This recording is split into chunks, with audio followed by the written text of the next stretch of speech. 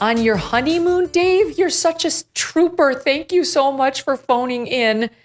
God bless and congrats.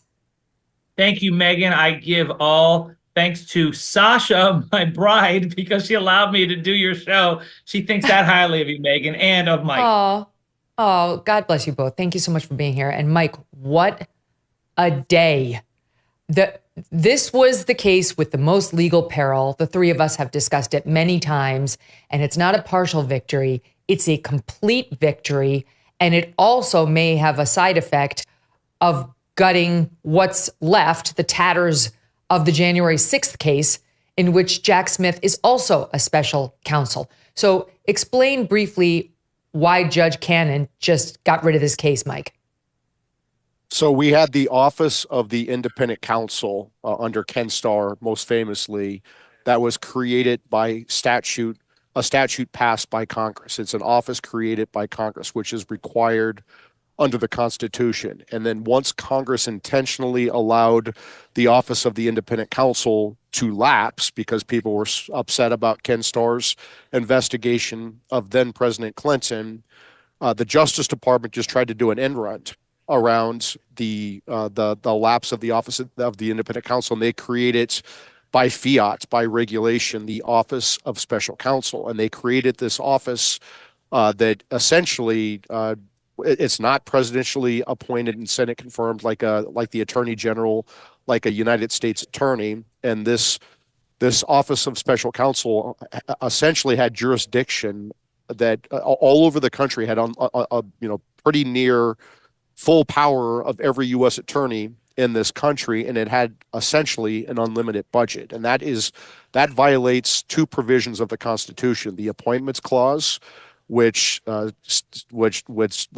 states that the offices must be created by Congress and they must be appointed by the president, confirmed by the Senate. And then it also violated the Appropriations Clause, because with this essentially unlimited budget, it's not that this office is not accountable to Congress, right? So that's the problem. And what needs to happen is, if President Biden wants to bring these charges, or the Attorney General wants to bring these charges against President Trump, they need to do it through a Senate-confirmed United States Attorney. They can do it through the United States Attorney for the Southern District of Florida, down in Miami. They can bring these charges if they want to refile them, but you can't do it through this special counsel, because this special counsel is not accountable to Congress. It's not accountable to the Attorney General.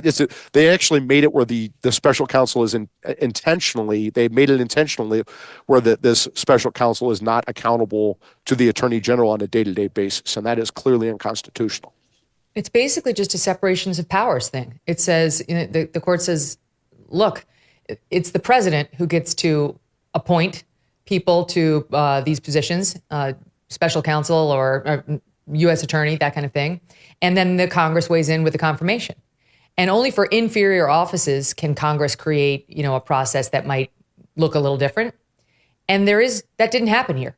So Jack Smith has not been nominated by President Biden to do anything, nor any president prior, for this appointment. And certainly hasn't been confirmed by the U.S. Congress, and nobody authorized payment to him, and the Congress controls the purse strings. So all of this is extra legal. It's extra constitutional, which means it's unconstitutional. But the thing is, Dave, other courts have taken a look at this argument in the past, and it does appear that Judge Amy Coney is one of the few to find this way, right? Other courts have been like, yeah, no, it's not a problem. She's saying, you know what, it is a problem. And while she may look like a bit of an outlier, she's got something very helpful in her back pocket, and that is Clarence Thomas's concurrence in the decision finding Trump has immunity for most of the things alleged against him, which we read to our audience when it happened, as a very important piece of what might happen in getting rid of the Mar-a-Lago case. And sure enough, Judge Cannon saw it, raised it, and felt as he did. Right. Notably, no other Supreme Court justice signed on to Justice Thomas's concurring opinion. This position that Judge Cannon has taken is an outlier, as you correctly said. I don't know of any other judge who has ruled her way. Many other judges have found the opposite. In fact, former President Trump thought this was such a reach of an argument that he did not raise it in the D.C. election interference case, or in this case. He didn't raise it originally in the Mar-a-Lago case, except then the conservatives came in from the outside and raised it. And then Judge Cannon allowed them not only to submit a brief, but then to make the oral argument. And I think this case is definitely headed towards the Supreme Court. It's going to go to the 11th Circuit, then the Supreme Court. And it is an outlier of an opinion. I'm surprised by it. I understand the argument that when they say that Jack Smith is acting too independently. But remember, the rhetoric coming from Donald Trump and his legal team has been Jack Smith is a pawn for Joe Biden. Joe Biden and Merrick Garland are pulling the strings here. So which is it? Is it that Jack Smith? Well, those are political arguments. And this whole thing comes down to what is in the Constitution.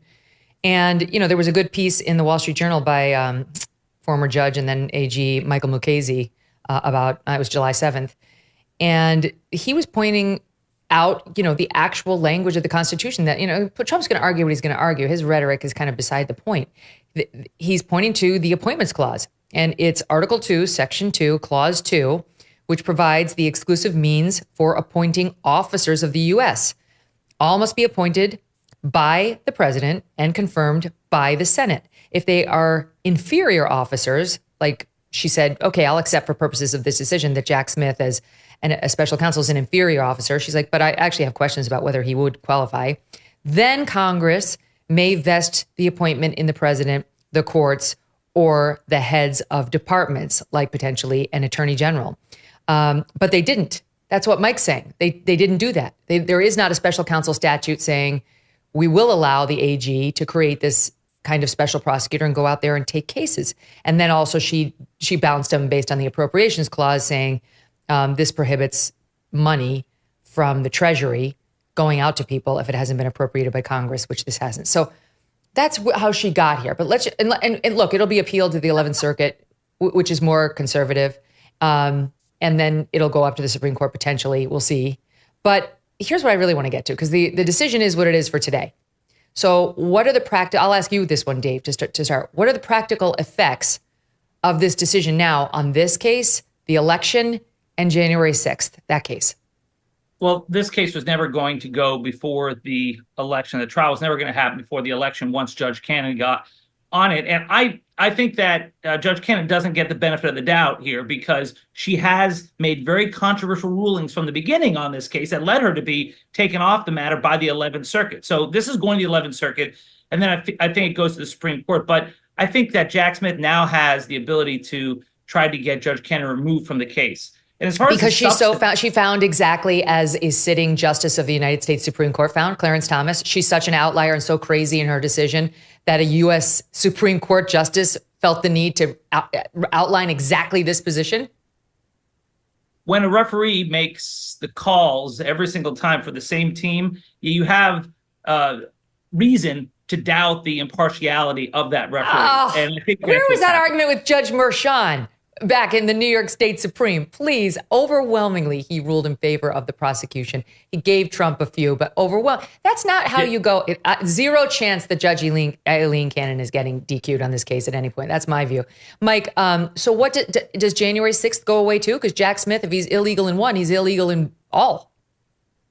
Well, this decision by Judge Cannon is only binding on that case in the Southern District of Florida. It's not binding on Judge Chutkan in the in D.C. It's persuasive, and I think that Trump can point to it and ask for a dismissal. But look, here's the bottom line: President Biden, these Biden Democrats, they tried to bankrupt Trump.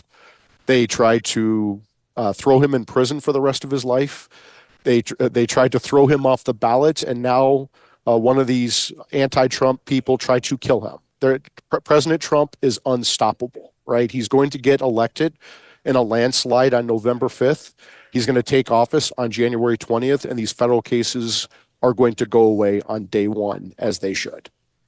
Does this mean anything, Dave, for either the Hunter Biden prosecution, which is different because it had a special prosecutor, but that special prosecutor is a U.S. attorney?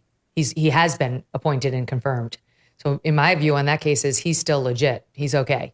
Or the Robert Hur investigation of President Biden, which has concluded, without charges.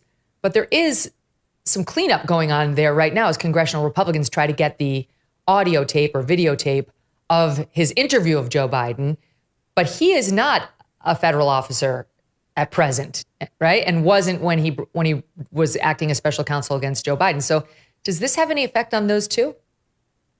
I agree with Mike. I think this is just confined to the Southern District of Florida. And as it works its way up to the Supreme Court, then the breadth of the ruling could potentially affect all future special counsels. It shouldn't affect the stuff in the past. I mean, Robert Hur, John Durham, David Weiss, Robert Mueller. We've seen special counsels over and over again. And this is the first time that one has been, tossed out because of being unconstitutional. I must add this. It's true that the federal regulations say that the Attorney General does not provide the day-to-day supervision of Jack Smith, but the AG does ensure that Jack Smith adheres to Justice Department protocols, and the AG can review major investigatory steps. So it's not a totally independent special counsel. It's an inferior officer, and that's why I think the 11th Circuit is likely to overturn this. But after the immunity decision, which I totally got wrong, I thought it was going to be much more limited, and Mike Davis got it right. Who knows where the Supreme Court's going to go on this? And the thing is, you're right that nobody joined Thomas in his concurrence raising this issue about Jack Smith and whether he's an appropriate special counsel. But one of the criticisms Thomas got for pointing this out was this wasn't raised in the immunity case. So usually the Supreme Court won't opine on something that's not immediately before it and requiring them to opine on it. It was sort of an extra add-on, one of the reasons it was an extraordinary thing to read. But the rest of the justices haven't tipped their hand at all. The fact that they didn't join him in the concurrence doesn't surprise me at all because it wasn't before them. But I don't know that we're able to say how they're going to decide this. But in any event, Mike, you tell me it's irrelevant because Trump has dodged a serious bullet, legal bullet. He dodged an actual bullet pretty much on Saturday. And this is huge. The obstruction piece of this case, forget the withholding classified documents, the obstruction piece where he didn't turn over all the documents when demanded, was the most problematic of all the legal warfare against him. And it's, for right now, gone. And if he does win in November, as you just predicted, all he has to do is pull that horse back by the bridle and say, we're not pursuing this case anymore within the DOJ. And then it's officially done. There'll be no appeal. Any appeal in process will be ended. It's truly over. I would say this, that President Biden should be very happy that the Supreme Court in the Fisher case ended those political persecutions of those January 6th defendants. I think President Biden should be very happy. The Supreme Court said that the President of the United States is immune from criminal prosecution for his official acts. And I think President Biden should be very happy that Judge Eileen Cannon said that the special counsel is unconstitutional under both the appropriations clause and the appointments clause, because guess what? President Trump's going to be back in office on January 20th. And Joe Biden is the biggest winner of these cases. Donald Trump weighing in, telling Bret Baier, I'm thrilled that a judge had the courage and wisdom to do this. This has big, big implications, not just for this case, but other cases as well. The special counsel worked with everyone to try to take me down. This is a big, big deal. It only makes this convention more positive. This will be an amazing week. My God, I mean, I think we can all agree it's already been an amazing week. Let me ask you, Dave, Lawrence Tribe, leftist lawyer at Harvard and professor, and he is saying DOJ must appeal right away, and then said an alternative path would be for the DOJ to abandon the special counsel regulation and just refile the case without a special counsel in D.C., like go through a U.S. attorney, just refile the case in D.C., or I guess they could refile it in Florida too. I'm assuming he doesn't like that jurisdiction because it would go back to Judge Aileen Cannon, who he doesn't like. But he says that would be optically terrible and set a terrible precedent. Do you think that will happen?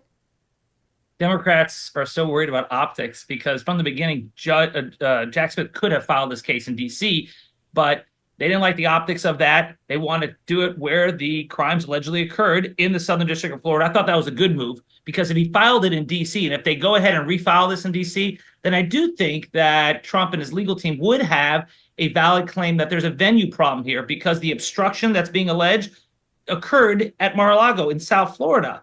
the illegal retention of documents really occurred down there. And so I think it is possible they could refile this in D.C. under Merrick Garland and the Attorney General's office.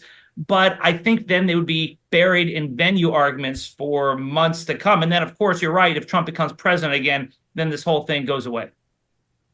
You guys, I mean, I think this is the day we can officially say he did it. He did it, Mike. He pulled the inside straight. Yes, there was a conviction in New York. He's not going to jail for that. I show me otherwise. He's not. Maybe they'll get a jail sentence. It'll be suspended. Trump's not going to serve any real time on that. Georgia's gone for now and probably will stay gone because it's going up in appeal whether she was improperly left on the case, Fani Willis, because of her affair with Nathan Wade. An absolutely self-inflicted error that she never should have done. I'm sure she's kicking herself, and so are Democrats, for such a stupid move in a case. And now January 6th has been gutted by the immunity decision and the January 6th Supreme Court decision, not to mention potentially this Aileen Cannon decision, which could be persuasive. And the worst case of all for Trump, Florida just went away. He did it, Mike Davis. He's Teflon Don. He dodged the real bullet. He dodged these legal bullets. I would make one clarification. President Trump has not been convicted in New York yet. He has been found guilty by a jury. Mm-hmm. And I actually think that this, well, until the judge convicts and sentences, and the judge has moved back the date from back to, what was it, September 18th. I actually think there is a reasonable chance that Judge Merchan declares a mistrial in that New York case because of the presidential immunity decision, where they got evidence from President Trump's top White House staffers, Hope Hicks, and then President Trump's deputy chief of staff for operations. They got Madeline, I forgot her last name, but they got evidence from those two White House officials that is subject to presidential immunity. And that the Supreme Court made very clear in its decision that you can't use evidence that is subject to presidential immunity. That for that legal ground alone, there should be a mistrial. Dave, what do you make of my assessment? Like he fought, as somebody famous once said, he fought the law, but the law did not win. It's my take on the famous face. Like, it's incredible. It is. Remember, it's not. There was nothing nefarious about getting Judge Cannon as his judge. That was just bad luck for Jack Smith. Jack Smith asked for this to go to the West Palm Beach Division, that limited number of judges. And once they got Judge Cannon, this case was never going to be heard before the election.